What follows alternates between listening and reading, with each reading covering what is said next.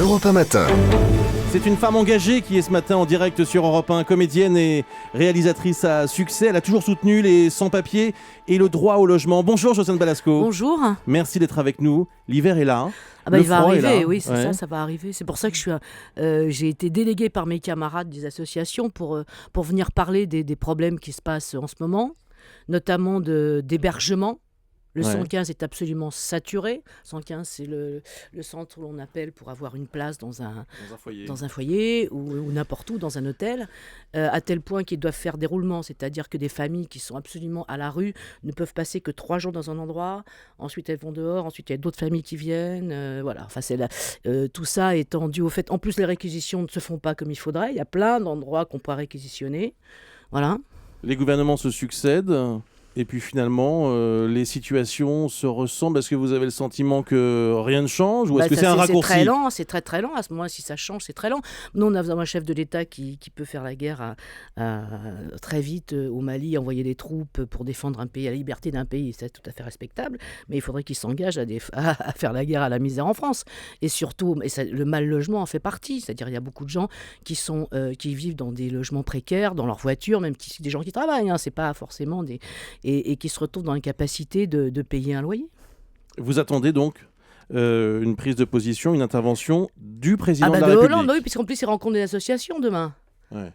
Il rencontre des associations à Lille, je crois. Il va faire une rencontre, donc ce serait l'occasion qu'ils mettent un peu le poing sur la table et qu'ils disent on va vraiment faire quelque chose, parce qu'il n'y a que lui. J'ai l'impression que tout le monde est un peu frileux sur ce sujet. Il y a une ministre, du logement, oui, Cécile Duflot, il y a un gouvernement. Bien sûr. Mais enfin, par exemple, les réquisitions, il y a des bâtiments publics qui sont chauffés qu'on peut réquisitionner dans les moments d'urgence, comme ce qui va se passer bientôt. On a très peu parlé des gens dehors par tout le froid. On a eu beaucoup d'infos sur la vague de froid, sur les gens bloqués dans les gares. On n'a pas parlé des gens qui dorment dans la rue, les expulsions pendant l'hiver, des expulsions qui se font par exemple sur l'ordre des préfets, par exemple, des squatteurs souvent, évidemment, on passe plainte, c'est des squatteurs. Ce que la droite n'a pas fait, la gauche le fait. Hein. Par exemple, à Toulouse, ils expulsent des squats en plein hiver. Et les squats, c'est quand même des familles, c'est des gens qui sont avec des enfants. S'ils sont là, c'est pas pour faire chier le monde, c'est parce qu'ils ont nulle part où aller.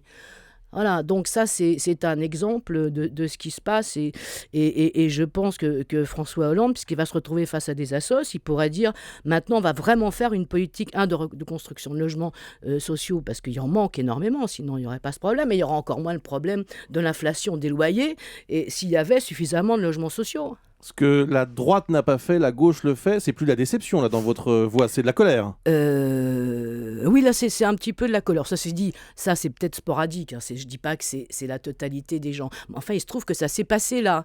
C'est-à-dire, il se trouve que ça s'est passé la semaine dernière. L'expulsion d'un squat en plein hiver où il y a des familles, mettre des familles dehors. Je ne sais pas si ces familles étaient avec ou sans papier, mais quelle que soit leur situation sur le sol français, c'était des êtres humains. Ce que semblent oublier certains hauts fonctionnaires de police. Et cette femme, il y a aussi, on en a beaucoup parlé, cette femme qui a été expulsée alors qu'elle vivait dans un logement de 4 mètres carrés. Vous avez forcément été sensibilisé par cette affaire avec un bébé. Avec un bébé, mais elle a été immédiatement prise en charge par l'association Abbé Pierre. Est-ce qu'il faut des sanctions plus dures contre les propriétaires qui louent Mais 4 mètres carrés, c'est un placard. Ouais. Je ne sais pas combien elle payait pour 4 mètres carrés, j'espère qu'elle ne payait rien. 200 euros, pardon. 200 euros pour 4 mètres carrés, donc ça c'est du trafic d'êtres humains, enfin je veux dire c'est terrible. Je ne sais pas si je vous dis, le problème il réside dans le fait que l'offre est tellement réduite de logements sociaux, il y a des dossiers qui s'entassent, et moi je sais depuis que je travaille avec les associations dont le DAL, et j'ai été reçue par différentes ministres du logement, sur le problème c'est les dossiers qui s'entassent, et les dossiers DALO, c'est-à-dire des gens qui ont droit à un logement social et qui s'entassent et qui sont toujours dans la même situation, dans les hôtels, qui changent régulièrement d'hôtel payé par l'État, effectivement, et ça coûte cher à la société, autant faire des logements. Là, c'est une ministre écologiste qui est en charge de ce dossier. On sait que les Verts ont toujours été en pointe sur ce combat. Je dis pas qu'elle n'est pas de bonne volonté. Je vous pose la question. Je ne dis pas qu'elle n'est pas de bonne volonté, Madame Duflot, puisque je crois qu'il y a Jean-Baptiste Ayrault qui lui veut faire un pied de biche pour qu'elle aille elle-même faire sauter la porte des bâtiments publics fermés. Mais je pense qu'il y a... on n'ose pas.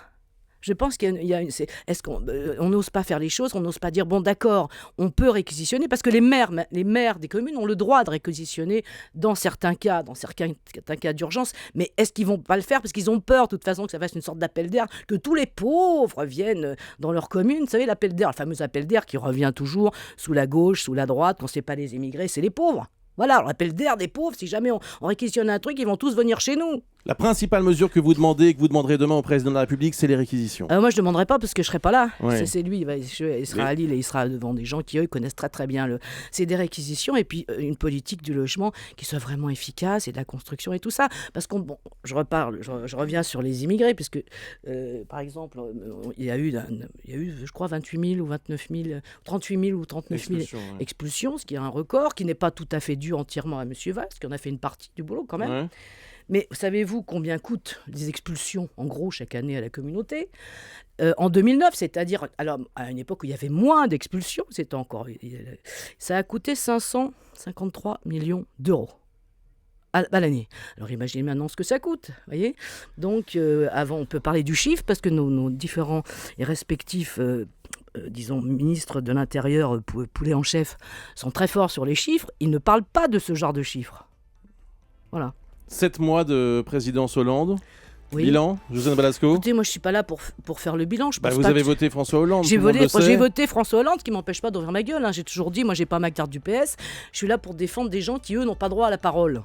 Je trouve qu'il y a eu des choses certainement bien qui se sont faites. Ils sont pas très forts pour la com. Pas très très fort pour la com. Et puis bon, faut leur laisser encore un petit peu de temps. Juste un mot sur cette info Europe 1, la taxe à 75% qui serait définitivement enterrée. Alors revenez les mecs, tous ceux qui sont partis. revenez, ça y est, c'est fini. Mais enfin, je pense qu'ils avaient décidé avant de partir. Vous dites ça à votre ami Gérard Depardieu ou pas ? Gérard, il fait ce qu'il veut. Je sais pas si c'est la taxe à 75% ou c'est la vodka gratuite qu'il a attirée là-bas. Mais voilà. La vodka gratuite. Non, sérieusement, ça vous déçoit pas cette histoire de 75%? Attendez, non, mais ce qui m'avait un peu choqué, c'est que la première fois qu'ils ont parlé de taxe à 75%, c'était monsieur Michel Sapin qui était venu à la télé déclarer nous allons faire payer 75%. Pourquoi pas? Pour plaire aux électeurs de monsieur Mélenchon, d'accord? Bon, c'était une mesure qu'il fallait mettre en œuvre. Et immédiatement après l'interview, tu te dis mais à quoi va servir cette taxe? À quoi va servir cet impôt? Il a dit il va servir à rien. Or, je trouve ça incroyable qu'on puisse annoncer qu'on va créer un impôt qui ne servira à rien.